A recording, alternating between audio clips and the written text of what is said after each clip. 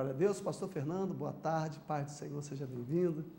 Paz do Senhor, meu irmão. Uma alegria muito grande estar nesta tarde de paz com o irmão no seu programa, que tem sido uma bênção para muitas pessoas. Glória a Deus. Privilégio ter o senhor aqui com a gente. Pastor, sou de que cidade? Olha, eu sou natural da Bahia. Baiano? Baiano, sou baiano de Jaguaquara. Mas eu estudei em Minas, depois morei em Brasília e agora moro no Rio de Janeiro, onde é a sede da Junta de Missões Nacionais. Então vamos falar sobre a Junta de Missões Nacionais, que tem muitos assuntos para tratar, né? Quais são os principais projetos desenvolvidos pela Junta de Missões Nacionais hoje? A Junta de Missões Nacionais é uma instituição missionária dos batistas brasileiros, da Convenção Batista Brasileira. Ela foi fundada no ano de 1904, portanto é uma agência missionária centenária e que tem projetos de evangelização, projetos missionários em todo o Brasil. Hoje os principais projetos da Junta são projetos voltados para a área social, para a área de evangelização, para a área de plantação de igrejas. A plantação de igrejas no Brasil tem sido um dos principais focos da Junta de Missões Nacionais, a evangelização de crianças. Também trabalhamos vários projetos sociais com crianças em situação de risco. Também trabalhamos em presídios e o trabalho que hoje tem sido um dos carros-chefe da Junta é o trabalho Cristolândia, trabalho com dependente químico. O Cristolândia está falando especificamente do trabalho com crack, mas trabalha com todo tipo de droga, crack, cocaína, dependente químico, qualquer coisa. Drogas ilícitas, drogas lícitas também, né? Exato. O álcool, né, que é um problema sério no nosso país. Né? Esse é um projeto que tem uma história muito linda. E é como surgiu o nome Cristolândia. Cristolândia, você só falou Cristolândia, eu lembrei da Cracolândia. Começou alguma coisa, tem alguma coisa a ver com isso? Começou dentro da Cracolândia. Na verdade, eu fui pregar numa igreja em São Paulo, me perdi no centro de São Paulo e fui parar dentro da Cracolândia. Agora imagina, eu de terno, Bíblia na mão para ir pregar, perdido dentro da Cracolândia, naquela confusão. E aí eu orei pedindo a Deus que me ajudasse, me livrasse daquele momento ali, tivesse misericórdia de mim. E o Senhor me respondeu na hora. E falou ao meu coração, olha ao seu redor e veja quem é que está precisando de oração, quem precisa de misericórdia e de ajuda. E o Senhor falou ao meu coração, traga minha igreja para cá. Onde está a luz? Sabe por que as trevas estão dominando aqui? Porque a luz não chegou. E naquele momento nasce então o sonho de colocar missionários dentro da Cracolândia em São Paulo. Ali começa a missão. No dia do culto de comissionamentos missionários na primeira igreja batista de São Paulo, pastor Paulo Eduardo, que inclusive aqui de Campos, natural aqui de Campos, estava presente também o prefeito de São Paulo, Gilberto Kassab, e naquele momento o pastor Paulo orando e disse em seguida que a Cracolândia seria transformada em Cristolândia. E ali surge então o nome Cristolândia, o Ministério Cristolândia.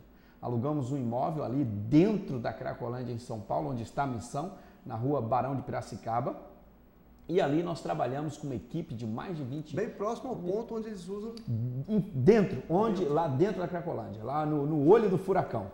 E ali a missão atua, nós tiramos as pessoas das ruas, ali oferecemos banho, roupas, alimentação, cuidados para aquelas pessoas, e então elas são levadas para as comunidades terapêuticas que temos em São Paulo.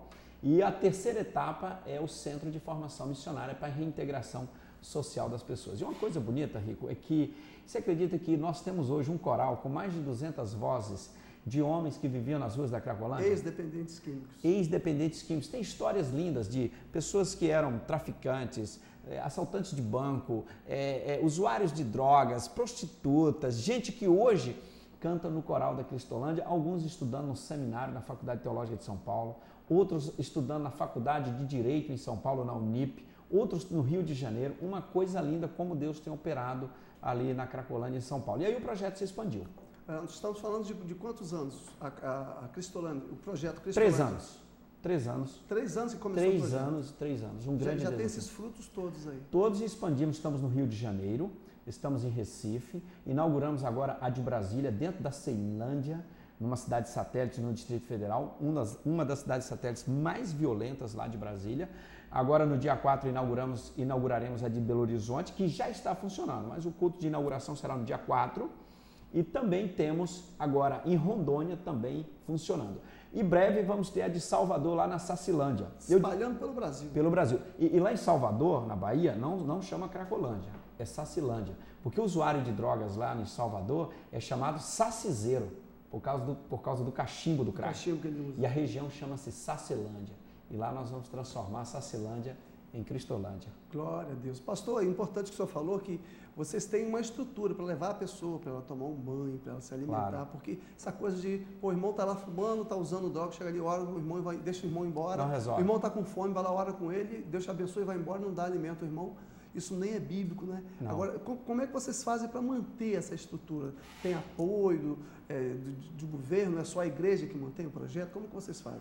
Somente a igreja e doações de irmãos e irmãs, ofertas voluntárias, não recebemos nenhum centavo de governo, não temos apoio nenhum do governo, o apoio todo é do povo de Deus, das igrejas evangélicas, das igrejas batistas da Convenção Batista Brasileira, que tem ajudado a sustentar esse projeto. Então nós temos várias unidades, temos em Bauru, Pedra Bela, Cajobi, temos também lá em Itacoaquecetuba, temos em Goiânia, temos em Minas, temos aqui em Campos, tem uma unidade feminina, e em vários outros estados nós temos unidade para onde levamos. O tratamento consiste em 3 etapas. A primeira etapa na missão batista, que é a parte de triagem, e depois a desintoxicação, que vem aí a comunidade terapêutica. A terceira etapa, o Centro de Formação de Vida Cristã, que aí é um processo de reintegração social, de desenvolvimento da pessoa para reintegrá-la à sociedade. E aí nós temos um custo muito alto, custo financeiro, mas também um custo humano, porque lidar com isso é extremamente complexo. Aí tem toda uma rede de pessoas, de voluntários, psicólogos, médicos, pessoas que se disponibilizam. Temos missionários psicólogos, temos assistentes sociais que trabalham conosco e muitos voluntários, gente que vem, trabalha, se apaixona pelo projeto e fica conosco e que tem sido bênção tirar tanta gente das ruas. E o processo consiste basicamente em atuar no físico, no psicológico e no espiritual. E o poder transformador do Evangelho é impressionante como leva paz. Nós estamos no programa Tarde de Paz. O Brasil precisa de paz, Rico. As ruas do Brasil precisam de paz, as famílias precisam de paz. E o Evangelho de Jesus, ele traz a paz. É paz. A Bíblia diz, né? O senhor me fez lembrar um versículo que eu estava meditando agora há pouco, que o reino de Deus não é comida nem bebida, mas justiça, paz e alegria no Espírito Santo. Verdade. E é tremendo a gente ver, pastor Fernando, que tantas pessoas, até pessoas conhecidas na mídia, que elas são dependentes químicos, né? E são tratadas em clínicas famosíssimas, ficam tanto tempo nas clínicas, voltam, daqui a pouco recaem, voltam para as clínicas. Mas existe não sei se existe uma estatística, mas as pessoas que têm esse acompanhamento espiritual, a maioria que eu conheço, nunca mais voltaram para as drogas. Nunca mais voltaram. E conhecereis a verdade e a verdade vos libertará. Isso na prática tem acontecido com eles. Com certeza. Que a dependência química, para deixar, é complicado. É uma guerra. Da abstinência e tal. Uma guerra. E aí a gente entende que a motivação espiritual é a maior motivação que tem na vida do ser humano. Tanto que essa motivação espiritual é onde nos dá a maior vitória sobre as drogas. Você que está nos acompanhando, você que tem algum problema de drogas na sua família, você que não tem paz na sua casa, porque quando você tem um dependente químico na família, a família não passa a ter mais paz. Você que nos acompanha, deixe-me dar um conselho. O Evangelho é o poder de Deus. O Evangelho transforma. E espiritualmente, a pessoa, quando ela é transformada, ela é restaurada, ela tem uma motivação diferente, a motivação do poder do Evangelho do Senhor Jesus. Deixe-me dar um exemplo, um testemunho lindo, lindo, lindo, lindo. Um jovem foi acolhido pela Cristolândia em São Paulo. E nós temos um programa, já para a etapa mais avançada, de formação de líderes. E o nosso missionário me enviou 10 para serem entrevistados lá no Rio de Janeiro, para entrar no nosso programa de formação missionária. É um programa que a gente trabalha com jovens para que no futuro se tornem missionários. Ele me enviou 10 que eram ex-cracolentos. Nós estamos falando de ex-dependentes químicos que estão sendo treinados agora para serem líderes. Isso. E ele me mandou os 10 lá para o Rio de Janeiro, fui entrevistar e eu li a pasta, a ficha de cada um deles. E um homem, um daqueles que vieram, ele aos 9 anos de idade, ele atirou no seu pai, porque o pai dele era um homem violento, bebia muito, batia na esposa, batia nos filhos, esse menino conseguiu uma arma, pasme telespectador, ele conseguiu uma arma com os amigos e atirou no pai. Fugiu para as ruas, começou a usar drogas, os traficantes então começaram a usar esse garoto para traficar drogas, vender drogas. Esse menino então se torna um traficante, um criminoso, começa a roubar, praticar crimes, se torna assaltante de banco, se torna sequestrador, mata, assassina pessoas, Finalmente ele foi preso e condenado a 24 anos de prisão, se não me falha a memória. Cumpriu aí quase 17 anos. Voltou para as ruas. Um homem cheio de ódio. Na prisão só aprendeu coisas ruins. O sistema não funciona. Voltou para a rua cheio de ódio. Mas numa madrugada, 2 missionários nossos encontram esse homem nas ruas de São Paulo. E se dirige a ele e diz: Jesus ama a sua vida e eu queria orar por você. Rapaz, esse homem ficou assustado. Simples assim. Simples. E aí abraça esse homem, ora e leva para a missão. E Jesus transforma. Ele leu na parede, lá na parede da missão, dentro do templo, tem: conhecereis a verdade e a verdade vos libertará. Esse homem aceita Jesus e é transformado. E é restaurado. E agora está diante de mim, na minha sala, sendo entrevistado para entrar no programa de formação missionária. E aí eu perguntei para ele assim: meu irmão, essa ficha sua é muito ruim. Olha teu histórico, é muito ruim. Como é que você vai entrar no nosso programa? E assim eu percebi que ele ficou um pouco triste e com os olhos cheios de lágrimas. Ele chorou, olhou para mim e disse assim: ô pastor, mas se alguém questionar, alguém perguntar, o irmão poderia citar Romanos 8:1. E agora nenhuma condenação há para os que estão em Cristo Jesus. Ele foi transformado. Glória ele disse: Jesus transformou a minha vida, as coisas velhas passaram, eis que tudo se fez novo. E ele concluiu dizendo para mim: pastor, aquele homem do passado morreu, hoje é um novo homem e o Espírito Santo habita em mim. Quer dizer, ele tinha consciência da transformação espiritual e a motivação espiritual. Ele não era mais o mesmo. Ele foi transformado pelo poder do Evangelho e agora era um homem de paz. Um homem que queria agora ser missionário para abençoar outras pessoas. É tremendo o que Deus faz na vida das pessoas, né? Deus, ele pega o cara na sarjeta lá, dependente de quem, transforma num pastor, pega uma prostituta, transforma numa mãe dedicada de família, numa mulher abençoada. Só Deus vai fazer isso mesmo, né? É verdade. Mas precisa da nossa atuação, né? Com certeza. Deixou para nós fomos comissionados para isso, né? E de pregar o Evangelho. O senhor acha que a igreja, fazendo uma parte aqui, que a igreja precisa mais isso, sair um pouco da sua zona de conforto ali e ir mais para as ruas? Com certeza. A igreja, ela desistiu, parece que ela tem medo de ir para a rua. A igreja de Jesus é a igreja da rua. O púlpito de Jesus era na rua. A Bíblia diz que percorria Jesus as aldeias, vilarejos, e ele curava, e ele tinha contato com os leprosos. Jesus era da rua. Jesus realizava o ministério dele na rua. As igrejas se voltaram para dentro do templo, para a zona de conforto, só celebrando, só cantando, só adorando, só lendo Bíblia, só crescendo, só ouvindo. E as trevas tomando conta da rua. E aí a igreja precisa estar fora. A igreja tem que estar no templo para se preparar, para adorar, para ter comunhão, mas a igreja de Jesus é a igreja da rua. Os púlpitos precisam ir para a rua. Os pregadores não podem pregar somente nos púlpitos. A igreja de Jesus precisa pregar nas ruas, nas cracolândias, nos prostíbulos, nas praças, nos condomínios, nas ruas, nas pequenas e grandes cidades, nas comunidades ribeirinhas da Amazônia. A igreja de Jesus precisa ter cheiro de campo, que a igreja do Senhor Jesus é missionária. Glória a Deus por isso. E isso a gente vê hoje em dia como que as pessoas estão sedentas. Isso é bíblico, né? O profeta que falou, chegarão dias que derramarei fome e sede, não fome de pão nem sede de água, mas fome e sede de ouvir a palavra. Você chega num lugar, liga uma caixa de som, começa a pregar a palavra de Deus, daqui a pouco está todo mundo já está um aglomerado de pessoas, já tem gente chorando, já tem um monte de desviado. Infelizmente o número de desviados é muito grande também, né, pastor? Queria que eu falasse um pouco sobre isso. Tem encontrado muitos desviados entre esses dependentes químicos? Muitos passaram pelas igrejas evangélicas. E eu estava em Bauru, numa das comunidades terapêuticas nossa, lá no culto de inauguração, e eu percebi que um pastor tinha participado do culto na sexta-noite, ele ficou para o programa de sábado. E eu agradeci porque ele ficou, e aí conversamos um pouco, e aí ele começou a chorar e me abraçou e disse: pastor, na verdade eu fiquei porque eu estou deixando meu filho aqui. Então, filhos de pastores, também temos muitos filhos de crentes, pessoas que passaram por igrejas. Um dos líderes de louvor lá na Cristolândia era líder de louvor numa igreja evangélica e começou a tocar em barzinho, e dali do barzinho, daqui a pouco estava usando maconha e foi parar na Cracolândia, no lixão da Cracolândia. Graças a Deus foi restaurado, hoje está na equipe de louvor e trabalha lá com a área de música, com o coral da Cristolândia. Mas as drogas, elas estão também entrando na família dos cristãos, estão estão também entrando nas igrejas. Isso é grave demais, né, pastor? Grave. E aí a palavra, a estrutura da família precisa orar mais. E esse é um problema. A família precisa restaurar o altar da oração.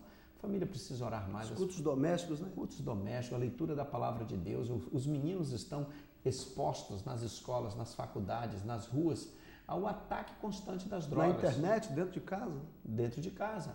E aí devem estar preparados, à luz da palavra de Deus, para resistir ao mal. Né? A palavra de Deus diz que se resistirmos ao diabo, ele fugirá de nós. E o ministério do diabo é matar, roubar e destruir. E as drogas são uma estratégia deste ministério destruidor. E só tem uma que pode conter a fúria destruidora do inferno, a Igreja de Jesus. Porque as portas do inferno não prevalecem contra a Igreja do Senhor Jesus. Glória a Deus. Só fazendo uma observação com relação a essa questão da droga, o álcool é uma droga lícita, né? uma coisa estranha, né? Combate-se tanto as drogas, mas o álcool é uma droga lícita e muitas vezes as pessoas começam no álcool. Com né? certeza. Iniciam, né, com o álcool, na dependência do álcool, depois o álcool já não, digamos assim, não satisfaz mais, aí já vai para a maconha, da maconha vai para o crack, para a cocaína, enfim.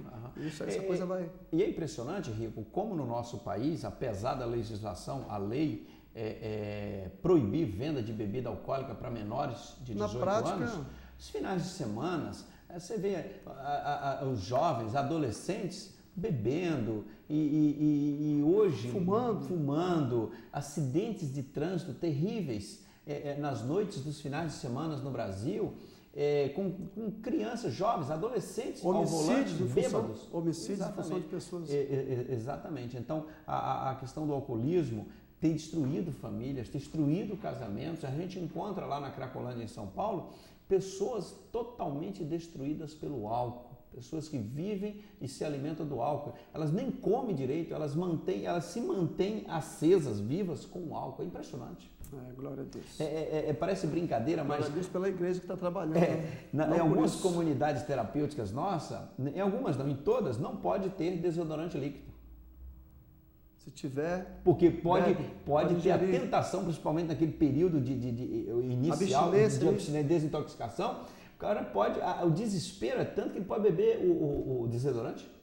E aí não pode ter desodorante líquido. Eu já presenciei uma vez uma pessoa com uma crise de abstinência, no caso a álcool, né? Dependente químico do alcoólatra, no caso. É uma coisa terrível. Você pensa que a pessoa é uma convulsão, uma coisa estranha. Você parece que a pessoa vai morrer, está infartando, alguma coisa assim. Por sorte, o enfermeiro perto, calma, que é uma crise de abstinência. Ele estava na igreja e tal. Enfim, mais uma coisa que assusta muito. Mas vamos em frente, pastor. Eu quero falar do projeto Megatrans, que inclusive nossa cidade está toda de amarelinho. Assim. De amarelinho. Já falei com o pastor Marcos aqui, João Marcos, transforma. que eu não ganhei uma camisa dessa, que eu falar no ar para poder confrontar ele. Com certeza. Hoje ainda nós vamos enviar a camisa aqui pro Rico. A cidade está toda de amarelinho. O Brasil está vestindo amarelinho, Jesus transforma. Temos em todo o Brasil, porque o projeto está acontecendo em todos os estados do Brasil, em todo o mês de julho, e agora vai se estender até o final do ano. É uma grande campanha, um grande projeto de oração, de evangelização, uma campanha chamada Seja Luz. E essa Megatrans, nós estamos mobilizando milhares de voluntários em todo o Brasil para evangelizar, proclamar a palavra de Deus. Desculpe interromper o senhor. Como começou esse projeto? Esse nome, inclusive, Megatrans, tem uma história aí por trás disso? Tem. A Trans é um projeto de evangelização da Junta de Missões Nacionais desde 1974, certo. Que foi a primeira na Transamazônica. Então, Jesus... Isso, daí a expressão trans, e aí Jesus transforma, e todos os anos a gente realizava um projeto em um estado do Brasil, numa determinada região. Projeto Jesus Transforma. Jesus Transforma. Esse ano, nós estamos realizando em todos os estados do Brasil. Começamos em janeiro, em alguns estados do Sul. Agora, em julho, estamos continuando em vários estados, em todos os estados do Brasil, com uma mobilização extraordinária de pessoas. Os últimos dados que eu tenho são mais de 45 mil voluntários envolvidos nesse projeto. Exatamente, em todo o Brasil. Sábado passado, eu estava em Salvador, no encerramento, lá no bairro Caixa d'Água, uma grande festa missionária, com os irmãos lá da Igreja Batista Filadélfia e as 12 igrejas que participaram do projeto, uma coisa linda. E estamos tendo cultos da vitória em vários lugares do Brasil, algumas estão encerrando esse final de semana. Outras estão começando agora neste final de semana e muitas pessoas estão recebendo a palavra de Deus em todo o nosso Brasil. Esse ano nós mudamos um pouco a estratégia, começamos uma campanha no dia 22 de abril, data do descobrimento do Brasil, e desde o dia 22 de abril nós começamos... Profético isso, né? Começamos uma campanha de oração de 100 dias. Nós estamos em vigília de oração. Dividimos os dias em cada dia em 4 vigílias de 6 horas, portanto são 400 vigílias de 6 horas. Escalamos igrejas para cada uma vigília, de forma que sempre temos uma igreja em vigília de oração no Brasil, além dos irmãos que assumiram horários dentro desta campanha. Durante 100 dias, orando ininterruptamente. 100 dias de oração. 100 dias de oração. 24 horas. 24 horas ininterruptamente. Tem 100 dias que não param de subir a oração aos céus aí aqui do Brasil. É importante a gente só ressaltar como é fundamental você se preparar. Você não pode ir para a rua assim, vou evangelizar. Não. Oração. É uma guerra espiritual. Uma guerra espiritual. Sim, é uma guerra espiritual, não tem dúvida. Porque o inimigo, o diabo, ele teme 3 coisas. 3 coisas que o diabo não quer que aconteça. Primeiro, ele não quer que o povo de Deus ore, porque ele não tem estratégia contra as orações do povo de Deus. Segundo, ele não quer que o povo de Deus proclame a palavra de Deus, porque o evangelho é o poder de Deus. Quando o evangelho é proclamado, inevitavelmente vidas são transformadas, são libertas, são resgatadas. E o diabo não pode com o evangelho de Jesus. E a terceira coisa que o diabo morre de medo é que a igreja de Jesus avance, porque as portas do inferno não prevalecem. Então, quando nós nos dispomos a sair para evangelizar, inevitavelmente temos que orar. Temos que ter uma grande muralha de oração, porque o inimigo ele veio matar, roubar e destruir e ele não quer que a palavra seja proclamada. Daí a necessidade de nós termos uma vigília intensa, o povo orando, para a gente sair às ruas para evangelizar. E durante esses 100 dias nós lançamos um livro com 100 temas. Aliás, além da camiseta, virá um livro para você. 100 dias que impactarão o Brasil. Se você não tem esse livro, telespectador, você também pode adquirir, você pode entrar em contato com a Junta de Missões Nacionais. O nosso site é www.sejaluz.com, bem fácil, sejaluz.com, e lá você sabe como adquirir esse livro. E se você conseguir me ligar, falar comigo, eu dou de presente para você. Agora, eu vou mandar para você. 100 dias que impactarão o Brasil. 100 temas que estamos orando pela nossa nação. 100 temas que precisamos interceder. E aí, esse livro tem esses 100 temas 100 específicos. Começamos dia 22 e termina agora dia 31 de julho. Cada dia tem uma reflexão. 100 líderes escreveram 100 temas. Cada líder escreveu um tema.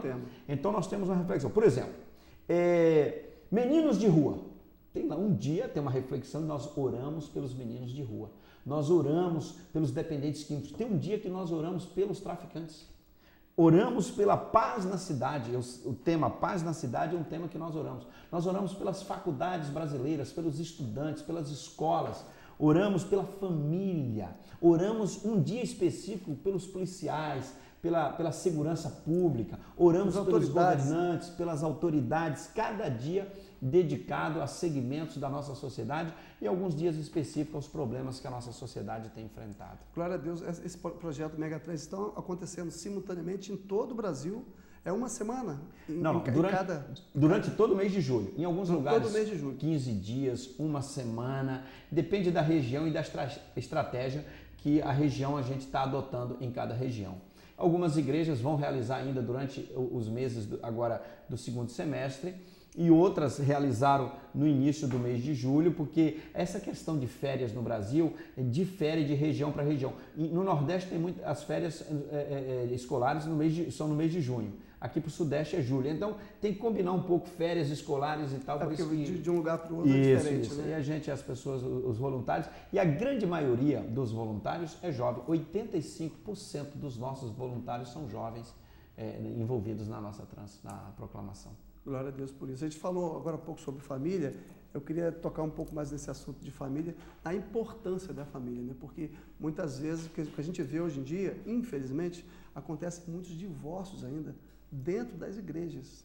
Estou falando dentro das igrejas evangélicas. Isso é um problema muito sério, eu quero conversar um pouco mais com o senhor sobre isso, porque o que a gente vê? O homem está muito ocupado, a mulher também trabalha fora agora, e quando chega a casa, o homem na televisão, ou a mulher fazendo alguma coisa, e o filho na internet, enfim, não tem mais, a família perdeu esse tempo de de orar junto, como o senhor falou, de sentar o marido com a esposa, com os filhos, vamos aqui estudar a palavra de Deus junto. Isso parece que se perdeu um pouco. As pessoas só ouvem a palavra de Deus no culto da quinta, no domingo, ou na quarta e no domingo. Em casa parece que as pessoas não têm mais tido esse hábito, ou muitas não tiveram, muitas igrejas, às vezes os líderes não incentivam também, não sei o que está acontecendo, mas você não vê muito as famílias orando em casa. Isso com certeza enfraquece a família fica vulnerável, né? Porque só no culto de domingo fica complicado você manter a sua família, manter a harmonia, a paz dentro da sua casa, dentro do seu lar, só indo à igreja aos domingos. É necessário restaurar esse trabalho de oração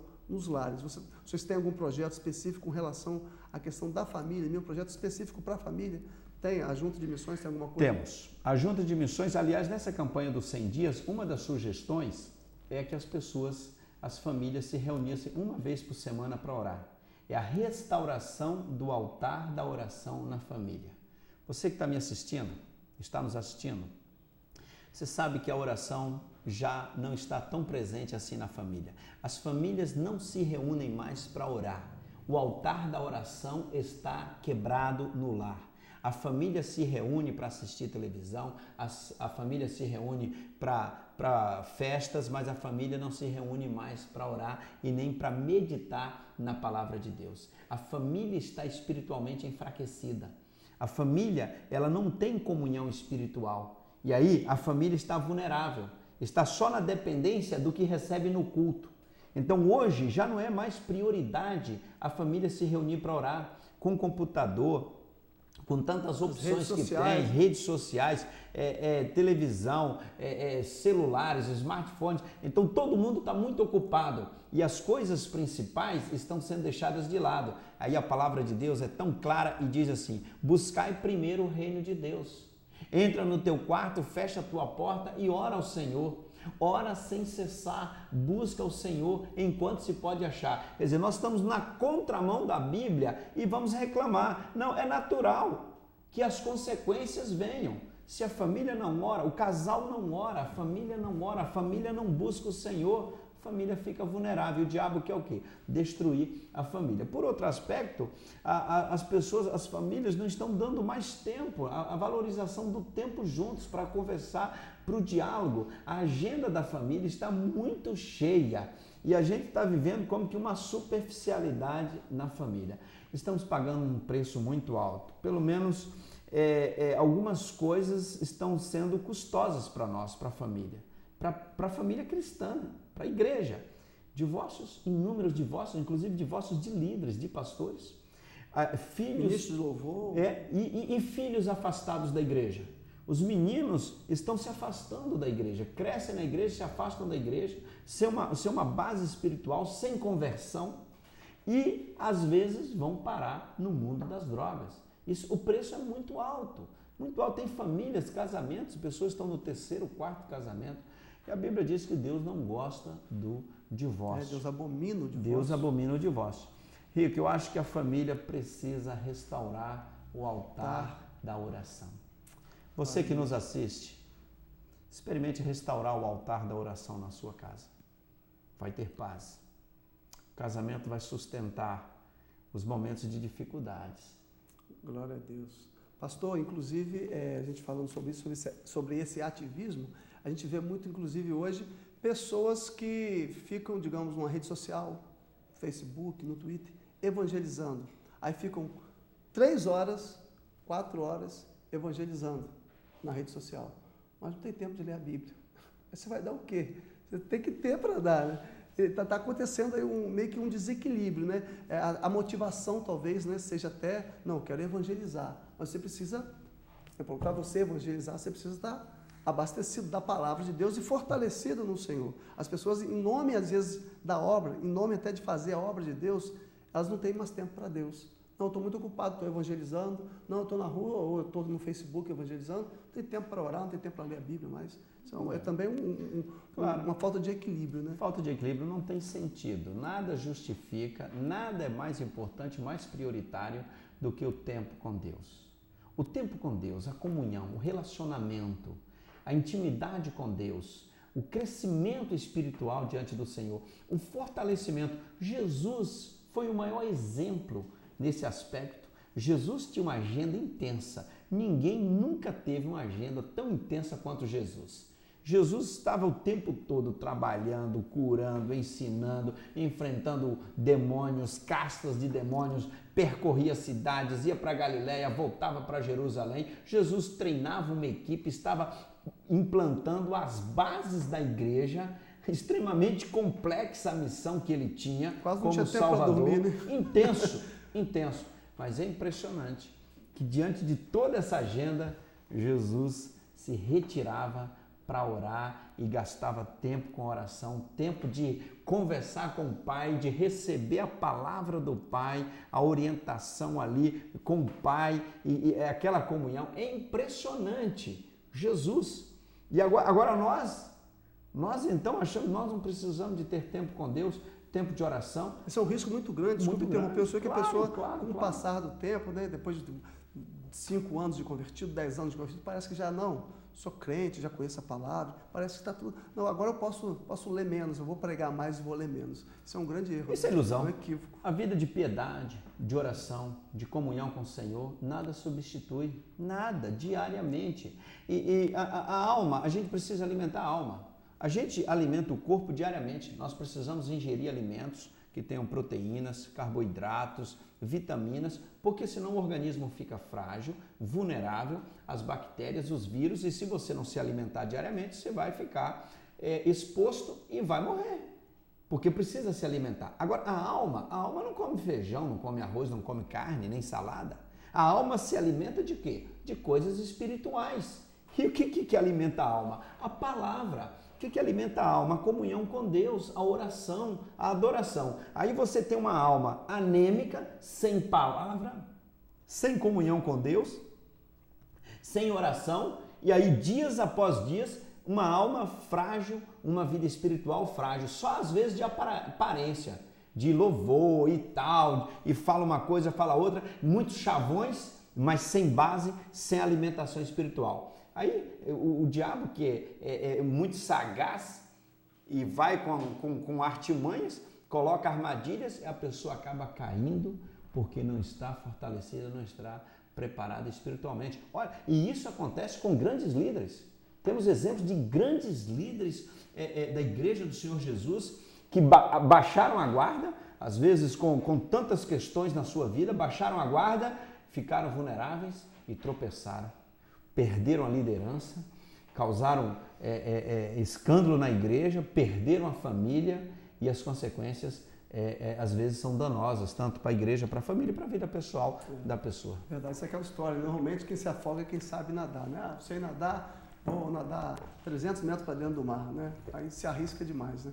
Ah, eu sou cristão, já conheço a Bíblia, já li a Bíblia 5, 6, 7, 10 já estou pronto, né? É um grande erro. Mas, pastor Fernando, quero voltar aqui na questão da Junta de Missões Nacionais. Falamos do projeto Megatrans, falamos do projeto da Cristolândia. Existem outros projetos, porque esses aqui já são assim, projetos muito grandes, né? Que demandam tempo e trabalho, né? Muita gente envolvida para que isso aconteça. Mas existem outros projetos ainda? Existem grandes projetos na Junta, além desses, como o projeto com as comunidades ribeirinhas da Amazônia. A Amazônia tem mais de 30 mil comunidades ribeirinhas, são mais de 6 milhões de pessoas vivendo na Amazônia. Comunidades... 6 milhões de pessoas. Comunidades que estão vivendo distantes de Manaus 6 dias, 5 dias, 10 dias de barco, longe, isoladas, sem energia elétrica, sem nenhuma condição assim, de conforto naquela vida difícil nas comunidades ribeirinhas ali da Amazônia. Eu já visitei várias. E quando se fala em salvar a Amazônia, as ONGs internacionais, quando se fala de Amazônia, as pessoas estão preocupadas em salvar a biodiversidade, salvar os animais, os rios e as florestas. Isso é o que interessa na Amazônia. O povo de lá, eu não vejo pessoas preocupadas em salvar as pessoas da Amazônia. Nem se comenta. Nem se comenta. Só no meio evangélico alguns segmentos. Se você quer saber como é a realidade, faça uma viagem à Amazônia e viaje naqueles rios e visite algumas comunidades ribeirinhas. Nós temos feito várias viagens. Pessoas que não têm acesso a médicos, dentistas, não têm posto de saúde, pessoas que vivem distantes das escolas, não têm luz elétrica. Infraestrutura nenhuma infraestrutura. E aí nós temos um grande projeto na Amazônia com as comunidades ribeirinhas. Adquirimos uma área onde construímos um centro de formação, de treinamento, onde preparamos jovens durante 3 meses e os enviamos para morar 1 ano numa comunidade ribeirinha. E ali ele vai trabalhar com 3 objetivos: plantar igrejas, formar líderes e ajudar a comunidade a se desenvolver socialmente, se desenvolver no aspecto econômico também. Agora nós estamos recebendo um barco grande, onde é um barco que tem só o auditório dele é para 80 pessoas, um barco com consultórios, e então nós já estamos trabalhando, agora mesmo em julho enviamos uma equipe de médicos chamado o Saúde Voluntária, médicos voluntários para ajudar nessa área de saúde, e dentistas também. Vão conosco, enfermeiros, e nos ajudam nesse projeto. Então esse barco vai nos auxiliar, porque nós enviamos as equipes para as comunidades ribeirinhas e depois o barco vai visitando, levando equipe de suporte, levando ajuda para essas comunidades ribeirinhas que estão esquecidas na Amazônia. E conseguir missionários, conseguir pessoas aqui no Sudeste, no Sul, para morar no interior da Amazônia é muito difícil. Pouca gente quer ir exercer o ministério lá. Tem muita gente que, eu quero ir para a África, eu quero ir para outro país, todo mundo tem chamado para outro país, nada contra. Precisamos evangelizar as nações também.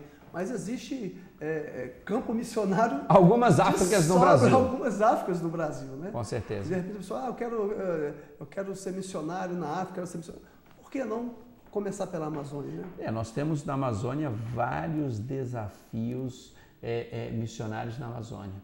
E a Amazônia tem um índice de tráfico de drogas impressionante ali pelos rios da Amazônia, e essas pessoas das comunidades ribeirinhas são assim alvos, né, fáceis para esses traficantes. E uma outra coisa que nos entristece muito nessas regiões norte do Brasil é a prostituição infantil.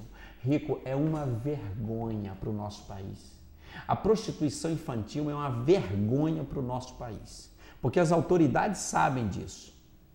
As autoridades sabem, todo mundo sabe.